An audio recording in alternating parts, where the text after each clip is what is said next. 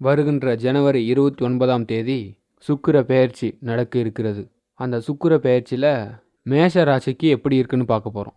சுக்கிரன் முதல்ல கும்பத்திலிருந்து மீனத்துக்கு பெயர்றாரு. பெயர்றது மட்டும் இல்லாமல் உச்சம் பெறுகிறார். உச்சம் பெறும் சுக்கிரன் தரும் பயன்கள் மற்றும் பலன்கள், அதாவது சுக்கிரன் உச்சம்ன்றது ஒரு தொழிலையோ, ஒரு கல்வி விஷயத்துலையோ, ஒரு விளையாட்டுத் துறையிலையோ, ஒரு அரசியல்லையோ, இது எல்லாத்துலேயும் டாப் பொசிஷன் தான் உச்சம். அதனால் சுக்கிரன் உச்சம் பெறதுனால மேசராசிக்கு எந்த துறையில் உச்சம் பெற போகிறீங்க, அதாவது உயர்வு, உயர்ந்த நிலை, அது எந்த ஒரு விஷயமா இருந்தாலும் சரி. இப்போ ஒரு கிரிக்கெட்னா ஒரு டெண்டுல்கர், அது மாதிரி உங்கள் தொழிலில் நீங்கள் தான் டாப்பில் இருக்க போகிறீங்க. ஒரு துறையில் உச்சம் பெறுறது, அதாவது உயர்ந்த நிலையை பெறுறது என்பது 9 கிரகங்களை தரக்கூடிய கிரகம் சுக்கிர கிரகம். சுக்கிர பகவான் ஒரு துறையிலே உங்களை உச்சத்துக்கு கொண்டு போவார். பெரும்பாலும் எல்லா கிரகத்தை விடையும் சுக்கிரன் ஒரு ஸ்பெஷல் தான். சுக்கிரன் ஒரு மனசை மாற்றக்கூடிய கிரகம். அதாவது காதல் விஷயங்களில் ஈடுபடுவீங்க. உலகத்தில் சுக்கிரனால தான் பல காதல்கள் ஏற்படுகிறது. இவர் சனி பகவான், குரு பகவான் மாதிரிலாம் இல்லை.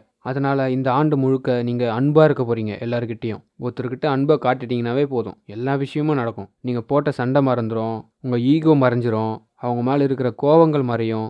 அந்த அன்பு, அந்த லவ்னால இனிமையாக மாறப்போகுது உங்கள் வாழ்க்கை. அதுக்கு காரணம் சுக்கிர பகவான். அது மட்டும் இல்லாமல் நீங்கள் ஆடம்பர பொருட்கள் வாங்க வாய்ப்பு இருக்கிறது.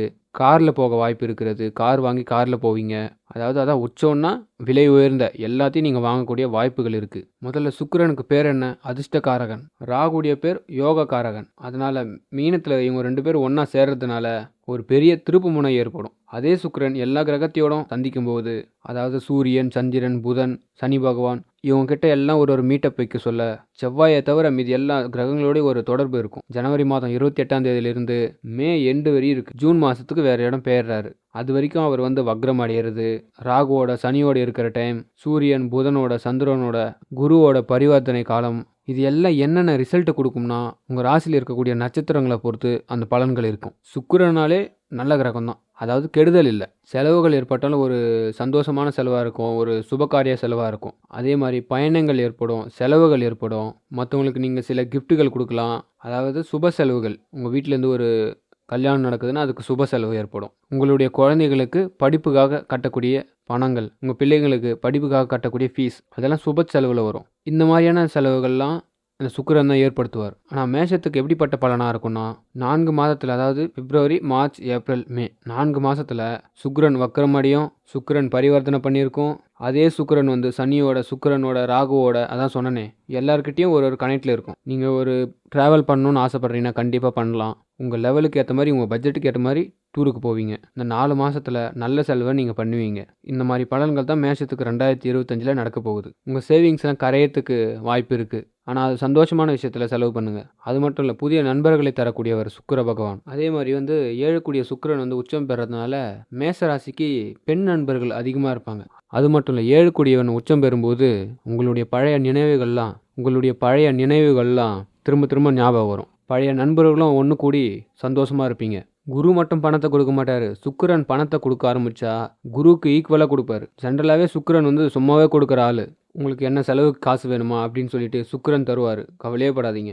இவர் உச்சம் பெறதுனால பணத்தை அள்ளி தருவார். பணத்தை மட்டும் இல்லை, சுகங்களையும் அள்ளி தருவார். எது எதெல்லாம் உலகத்தில் சுகமாக இருக்கோ அது எல்லாத்தையும் அள்ளி கொடுப்பாரு. நல்லா சாப்பிட்டுட்டு சோஃபா கட்டில் மேலே உட்காந்துட்டு கால் மேலே கால் போட்டு, நம்ம யார் வம்புக்கும் போகிறதில்ல, யார் தும்புக்கும் போகிறதில்ல, நிம்மதியாக இருக்க போகிறீங்க. பணக்காரங்களுக்கு கிடைக்காத சந்தோஷம்லாம் நம்ம ஆளுக்கு கிடைக்கும் இப்போ.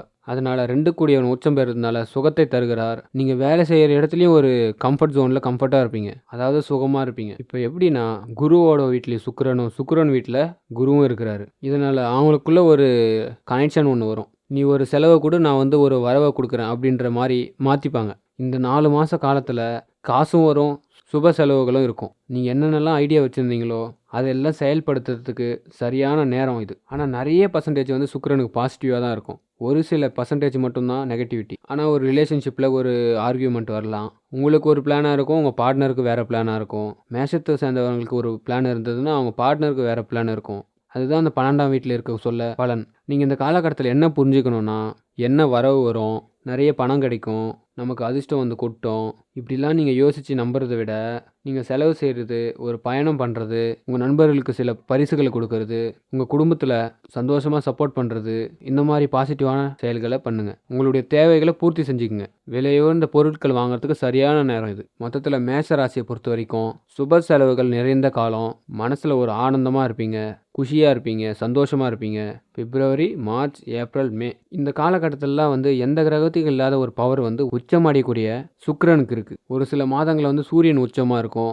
ஒரு சில வருடங்களில் குரு உச்சமாக இருக்கும். சனி உச்சமடையும். அப்புறம் புதன் உச்சமடையும். இது மாதிரி கிரகங்கள்லாம் உச்சமடைய சொல்ல மேக்ஸிமம், அதாவது இவங்களுக்கு இருக்கக்கூடிய பவர் மேக்ஸிமம் நடக்கும். அந்த 9 கிரகத்தில் வந்து எல்லாமே உச்சம் பெற்றா அதான் உச்சம். அப்படிப்பட்ட சுக்கிர கிரகம் சுப கிரகன்றதுனால ஒரு பாசிட்டிவ் வைப்பு தான் கொடுக்கும். அது யாரோட இருக்கிறாரு, எப்படி சேர்றாரு, யார் வீட்டில் இருக்காரு, யாரோட மீட்டப்பில் இருக்காரு, இதெல்லாம் வச்சு தான் ஒரு பலன் வந்து ஒரு ராசிக்காரங்களுக்கு இருக்கும். திரும்ப தெளிவாக சொல்கிறேன், காதல், திருமணம், சுக்கிரன்னா ஆடம்பர வாழ்க்கை, மெயினாக வந்து கார், பைக்கு, ஒரு வீடு, இதில் எல்லாத்தையும் மேக்ஸிமம் என்னவோ அதை நீங்கள் அனுபவிப்பீங்க. நீங்கள் பிப்ரவரியிலேருந்து கடனே வாங்க மாட்டீங்க. ஜனவரி மாதத்தோட லாஸ்ட்டு கடன் வாங்குறது.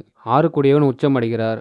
உடல் ரீதியான விஷயங்கள், உடல் வந்து நல்லா தெம்பாயிடும். ஏற்கனவே ராசிநாதன் உச்சம்னு சொன்னேன், அதனால உடம்பு இன்னும் தெம்பாக இருக்கும். சுக்கிரன் வெறும் 2 கூடியவன் மட்டும்தானா அப்படின்னு கேட்டிங்கன்னா இல்லை, உங்களுக்கு 7 கூடியவனும் கூட.